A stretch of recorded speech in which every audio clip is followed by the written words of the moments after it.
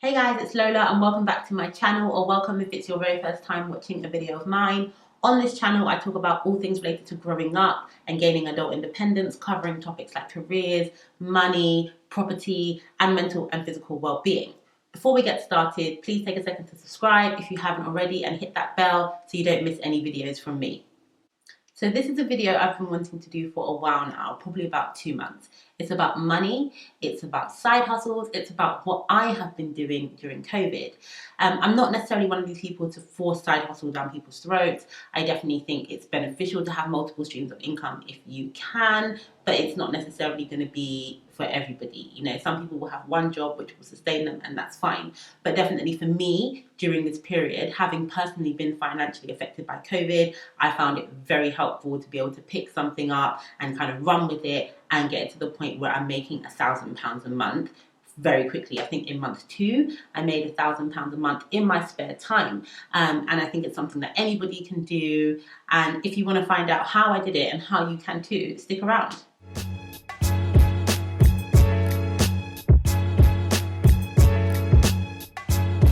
So I'm not going to drag this out too long. I know you're all wondering what I was doing, if this is the bit where I tell you to join my investing group and you'll make loads of money. It's not that kind of thing. I'm not into that for sure.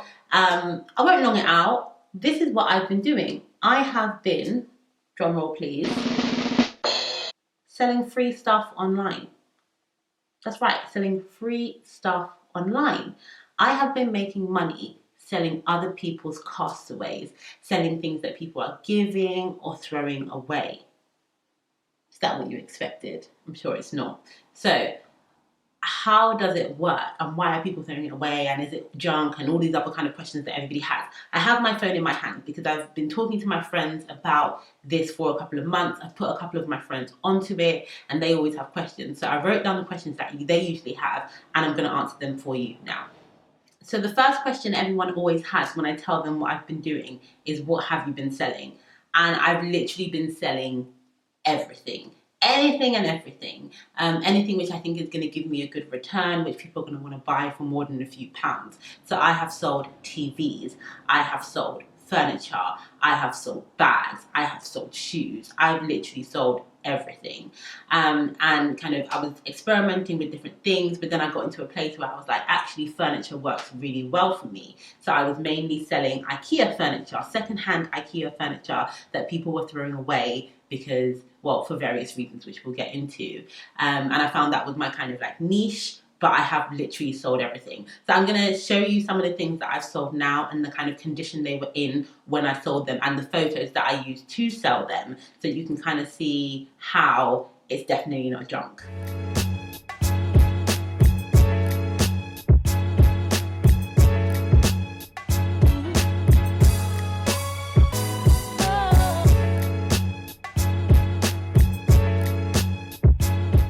The next question I usually get is, well, if it's not junk, why are they throwing it away? So there are a number of reasons why people get rid of things. A lot of people like redecorating, moving house, having a clear out. Like I give stuff away online for free. Usually if I'm having a clear out and I can't be bothered to sell it online, or I can't be bothered to wait for somebody to buy it. So I might know it's going to be sold eventually, but I just want it out of my house now. That kind of thing, or they just want to be sustainable. Lots of things end up in landfill, which are perfectly usable and somebody would be happy to have. And that's like, for me, one of the best things about doing this. Like, I feel like I'm helping people to be sustainable because I'm finding someone with something and I'm helping to find somebody who wants to use it so that thing doesn't end up being thrown away. So I love that element of it. But fundamentally, you know, people just want to get rid of things. They don't want to pay and they can't be bothered. Right? And the other thing people say is, well, why don't they just sell it themselves? Again, they can't be bothered, or they don't know how, or they don't think anyone will want to buy it. And I know from doing this that most people, when they're throwing stuff away, will be able to eventually find someone to sell it. It's if they have the patience to do it and the time and the knowledge, right? But one man's trash is for sure another man's treasure. And that's what I learned from this whole thing. I'm basically a professional scavenger, but I own it. It gets me my money. And how much do things sell for? So again, it's not junk. I've sold things all the way from like £20 up to like £120. So, you know, some of the stuff is like, you know, smaller fee, like £20, but again, it costs nothing. And then you get other things which again cost nothing, and you can sell them for £120. So you can see how if you're doing that over the course of the month, it's actually not that hard to get to £1,000, depending on kind of what you've picked up. The other question I get a lot is, do the people who are giving the stuff away care that I'm going to sell it? And to be honest, most of the time people don't ask. They just say, hey, I have this thing, I'm moving out on this date. If you can come and get it, great. If not, I'm going to throw it away. So just basically come and get it so that it doesn't end up in the bin. When people do ask, I do tell them I'm probably going to sell it. Sometimes I do keep the stuff, this is good. But I tell them I'm probably going to sell it, and most people don't care. I've had 2 times that I can remember where people have said, well, I don't want to give it to you, I want to give it to somebody who's in need and I don't want them to sell it. Of those 2 times, one of them actually came back to me a few days later and said, are you still interested in it, because no one came to get it. I went to go and get it because, you know, I'm not petty. But generally, people don't care. It's the same way when I give stuff away online, I don't care what they're going to use it for. As long as you're going to come and take it from my flat, I don't have to look at it anymore. It's yours to do with what you want. My old sofa that I had here, I had a temporary sofa. It was a great sofa. I could have sold it, but I couldn't be bothered, and I left it so late, so I needed it to go that day because my new sofa was going to be delivered. And I gave it away. I have no idea what the people did with it. They could have put it in their living room, or they could have put it on eBay. Like, I literally don't care. It's that kind of thing. Next question, does it take a lot of time? I work full time. I work from 9 until 5:30, sometimes longer, and I've managed to do all of this outside of those hours. So I would typically pick something up maybe 2 days a week, go pick up a chest of drawers or a TV or something like that. And then on the weekend, if I was free, I would be like, I guess, a bit more free to go and look around and see what there was. So I might spend like a whole morning on a Saturday going to pick things up, you know, cleaning things off, putting them up on the sites that I sell them on, and or waiting at home for people to come and collect things, you know. Or going to the post office to post things. So I don't think it took that much of my time. I probably did like 3 hours on 2 days in the week, and maybe like 4 hours on the weekend. And outside of that, I was like doing my normal stuff, like having fun with my friends, uploading on YouTube, binging on Netflix, going out when the world was open to do so, and stuff like that. So for me, it didn't take too much time, and obviously you can kind of do as much or as little as you like. In that time, I kind of learned the tips and tricks of how to get things to sell, so I was able to make quite a lot of money with not that much time invested. But you could do it for more hours. Like if you really, really, really wanted to hustle, you could like do it 5 days a week, or if you lost your job, you could even do it full time, and you'd probably be able to make lots more money. But it's great because it's the kind of thing that you can pick up and you can put down. It doesn't cost you any money. You're not losing any money. The only thing is, for me, I really hate clutter. So if I have things in my flat, I want to sell them ASAP because I just hate things hanging around.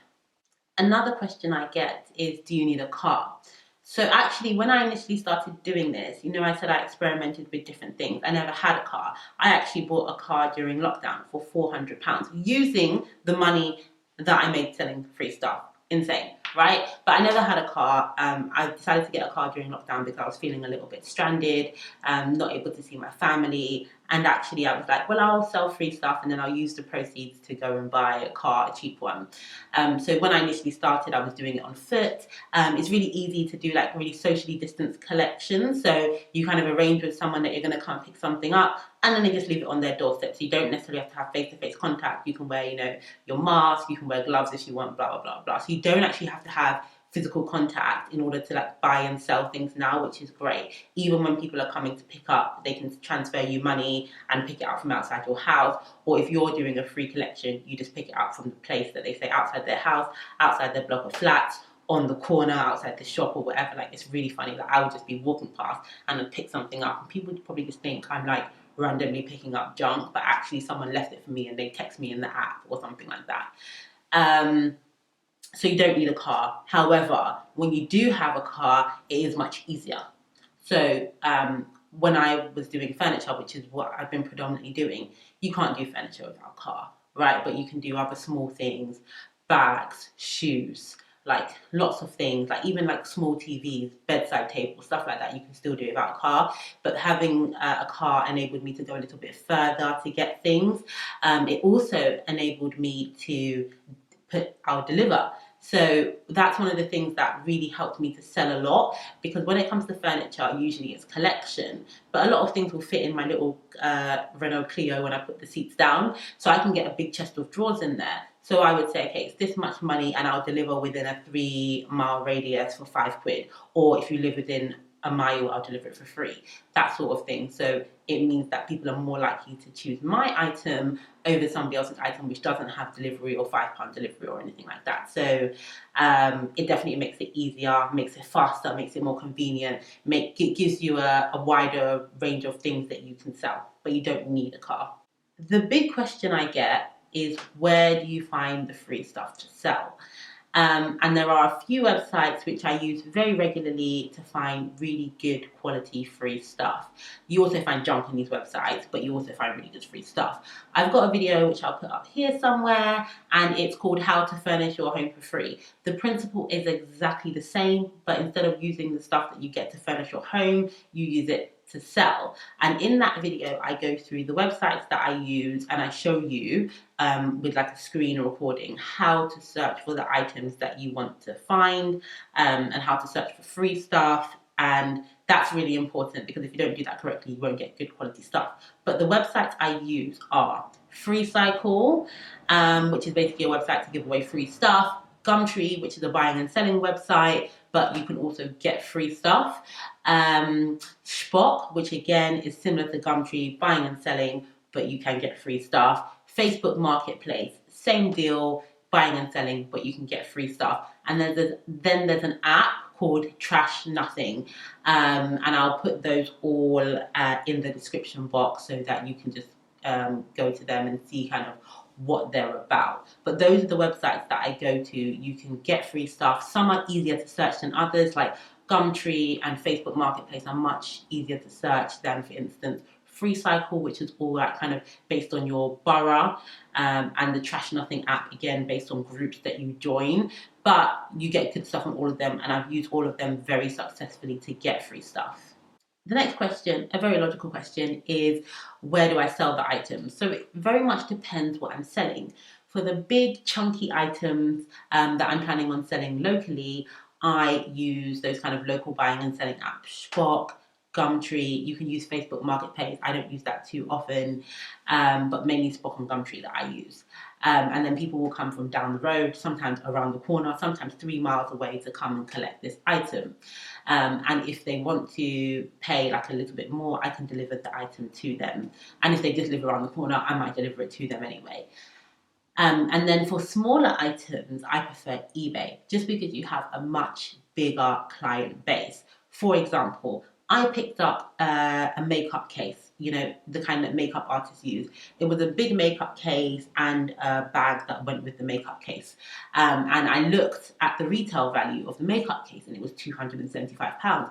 In great condition. Yes, someone gave it away. And then the other one, I think, had a retail value of like £175. So together they were like £450 worth of makeup bag if you bought them from new. And I ended up selling the two to the same person on eBay, and it was, I think, £200 plus postage. You know, so that person's getting a bargain, because they're not going to pay the £450 and the stuff was in great condition. And I make great money because I have to pay 10% to eBay, maybe a little bit to PayPal, but I'm probably taking home like £170, which is great for something that I got for free. And then they pay the postage on top, so I could post it to them. And that person was in Scotland, and I live in London, right? So even if that person had seen it on Gumtree where I found it, they would have never been able to get it, because the person who gave it to me wouldn't have been willing to go to the post office, you know, get the money from the person. There's no secure way to pay on Gumtree. Then, you know, pay the poster to ship it to Scotland, check it, track it, make sure that it had the right amount of protection in case the money was lost. It was never going to happen, right? So I was able to get something locally and send it to literally a different country in the UK, and make some money for it. So that's why I prefer to sell smaller things on eBay, because you just have a wider audience, more likely to make more money. Yeah, that's great. The issue with eBay is there are fees for eBay and PayPal, but I mean, fees, it just eat into your profit, and you're literally, it's 100% profit at this point, because you have no real expenses besides sometimes maybe a little bit of petrol to go and collect something. So that's it. That's pretty much all the information on what I've been doing and how I've been doing it. If you're interested in getting involved and you have any questions, drop them in the comment box and I'll definitely get back to you. Do you think it's a good idea? Do you think it would work if you did it? Like, I'm really keen to know what you think. A few quick tips for you if you are planning on doing this. First one, think about what you're going to collect. Don't waste your time. Look at what the item is before you message the person and say you're going to collect it.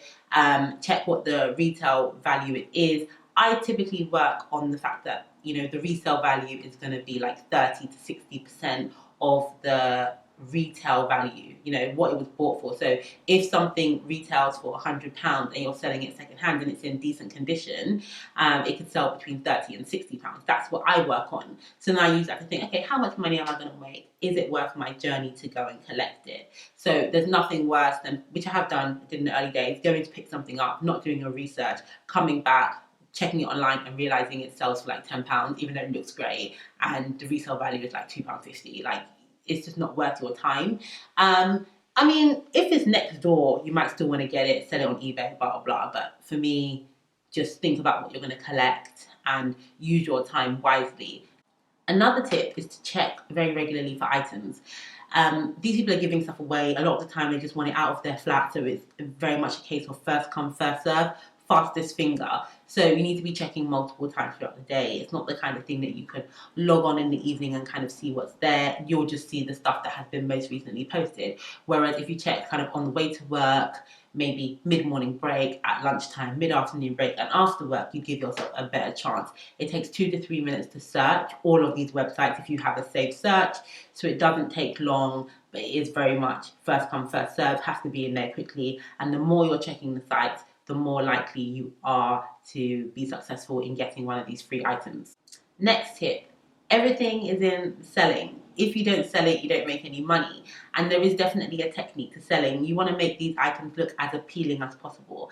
And that includes stuff like obviously cleaning them when they come, like if it's like furniture or if the item's a bit dusty. Sometimes people have pulled it out of storage and it doesn't look the best, but once you give it like a good dusting or cleaning, it looks great, and it photographs very well. If it's something electronic, check that it works. Ask if it works before you pick it up. Show pictures of it working. Like, I had a monitor and I plugged my laptop into the monitor so people could see kind of the quality of the monitor and stuff like that. Take lots of pictures, from good angles, nice, clear, clean background.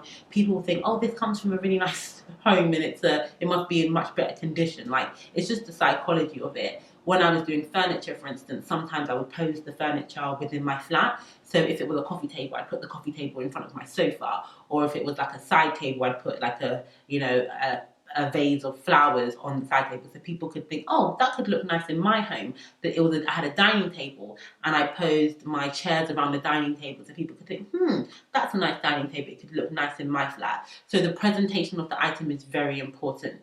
If the item has any kind of damage, any wear and tear, take pictures of it and be very honest in the description that there is some wear and tear and, small crack here, see pictures. Like, that's really important, because what you don't want is someone to come and collect and be like, oh, I didn't know it was like that. And people know it's secondhand, so they're expecting some reasonable wear and tear. If you can fix it, even better. With IKEA, there was loads of stuff people said, oh, it was a bit broken, the drawer is not sliding properly. But then when I looked at it, it just needed like something to be screwed in. There might have been like a missing screw, which you could easily pick up or order from IKEA, that sort of thing. So if you can fix it, definitely do that. I had like a chest of drawers and it had a crack in one of the beams, and I just used some wood glue and I put it back together, and I put in the description, small cracking beam mended with wood glue. And I'll put a picture up if I can find it, but it looked fine and no one cared. So when I mended it, it looked much better than it would if I just left it cracked. So small things like that can make sure that the thing gets sold much faster or at a better price than it would have. So, everything is in the selling. Make sure it looks good. Make sure you've posted it well. The photos need to be on point, and be really honest. In the description, you want to be, giving as much information as you can. and at the bare minimum you should have a really engaging title, beautiful IKEA Malm 4 chest of drawers type thing, RRP this much, yeah, so people know how much it costs. In the description, if I know, I always put what the RRP was, because if I'm selling you a chest of drawers that you would have had to pay £200 in IKEA for, and I'm selling it for 110, which I have done, and it's in great condition, you're thinking, oh crap, if I went to IKEA, this would be £200 and it's already assembled. I don't even have to assemble it. So it helps people to really feel like they're getting a bargain. And the dimensions of the item. And if you can get the dimensions from the original kind of manufacturer, so for me, I would go on the IKEA website and just take the dimensions from there so I know that they're correct. Say where the pickup is from, if there's any issues with the item, all of that kind of stuff. And then finally, give and ask for feedback. So on most of these apps, people can rate you as a seller. So definitely on eBay, definitely on Spot. On Gumtree you can, but it's not the most used function. But you can definitely ask people to give you feedback. And the higher your feedback score is, the more people are likely to trust you and buy from you. So that's the end of the video. Thank you so much for sticking with me if you've made it this far. As I said before, any questions, please do comment. Please do like, subscribe, share, all of that good stuff. Thank you so much for sticking with me. Thank you for watching, and please, please, please stay safe. See you next time.